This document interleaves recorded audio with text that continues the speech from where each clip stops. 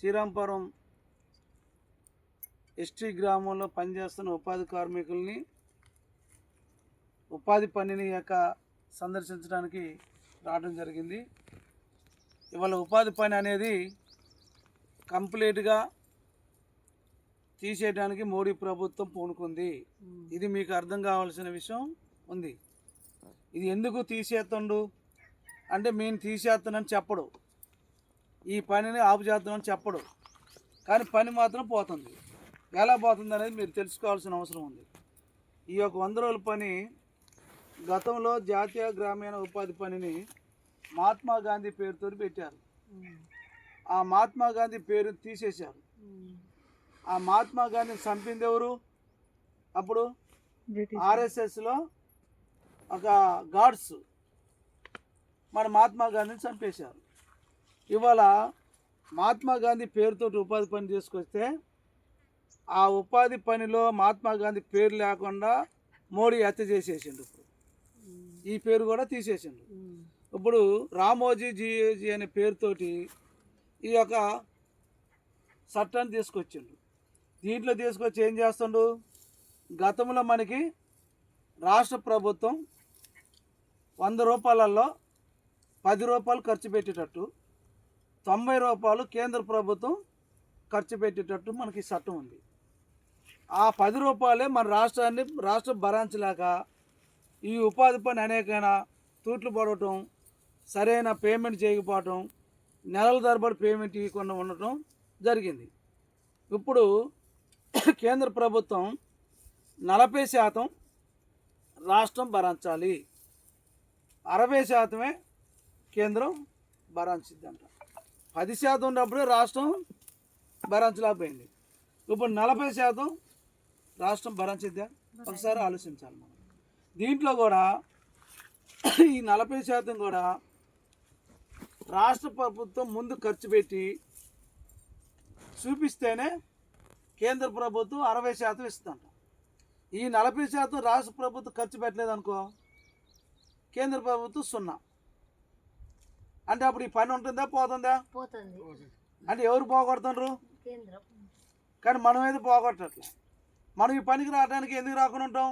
ఇక్కడ డబ్బులు లేవు, పేమెంట్ లేదు, బడ్జెట్లో నిధులు లేవు, ఇక్కడ పని చూపించడం లేదు. ఈ పని కూడా ఎవరు చూపించాలి? ఇప్పుడు ఇంతకుముందు మన గ్రామ పంచాయతీల నుంచి డైరెక్ట్ పనులు చూపించారు. ఇప్పుడు గ్రామ పంచాయతీకి కూడా లేదు. ఇప్పుడు డైరెక్ట్గా కేంద్ర ప్రభుత్వమే ఆన్లైన్ సిస్టమ్ తోటి, శాటిలైట్ సిస్టమ్ తోటి మీరు ఎక్కడ చేయాలనేసి ఆ కేంద్ర ప్రభుత్వం నుంచి చూపెడితేనే ఆ పనిలోకి మీరు పోవాలి. అప్పుడు దాకా పంచాయతీలకు ఎంతో అంతో అరొకరో నిధులు ఉండేది, పంచాయతీలు చేయించేది. ఇప్పుడు ఆ పంచాయతీలు కూడా ఈ పనులు లేకుండా చేసిండు. డైరెక్ట్గా కేంద్రం చూపించింది అంట. దీంట్లో ఇంకోటి ఏంటి? గతంలో మనకు 1 పూట తీసేది, తర్వాత మనకి పే స్లిప్లు ఇచ్చేవారు.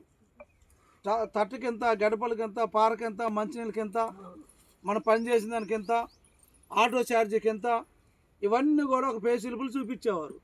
అది మోడీ ప్రభుత్వం 2014లో అధికారంలోకి వచ్చిన తర్వాత కేంద్రంలో అవి తీసేసింది. అప్పుడు మొత్తం గుండుకు వస్తాం. ఇవన్నీ కలిపి బ్యాంకులో పడతాయమ్మా నీకు. నువ్వు బ్యాంక్ అకౌంట్లో తీసుకొని నీ డబ్బు డ్రా చేసుకుంటే 100 100 తీసుకో, 50 50 తీసుకో, అప్పుడు నీ కాడ తెలుద్ది అని కేంద్ర ప్రభుత్వం పెట్టింది. ఇట్లా అంటే ఈ పని ఉండాలని పెట్టిందా, తీసేయాలని పెట్టిందా? ఏమని పెట్టిండు? తీసేయాలని కదా. ఇది పెట్టిండు. దీంతో పాటు ఇంకోటి ఏంటి? ఇక పుట్టులు ఇప్పుడు 2 పుట్టులు. ఈ 2 పుట్టులలో ఏంటి? ఇంతకుముందు మన గ్రూపులుగా అందరు కలిసి ఒక గ్రూప్ పుట్టు ఒకటి తీసేవాళ్ళు. ఇప్పుడు ఏం చేసిండు?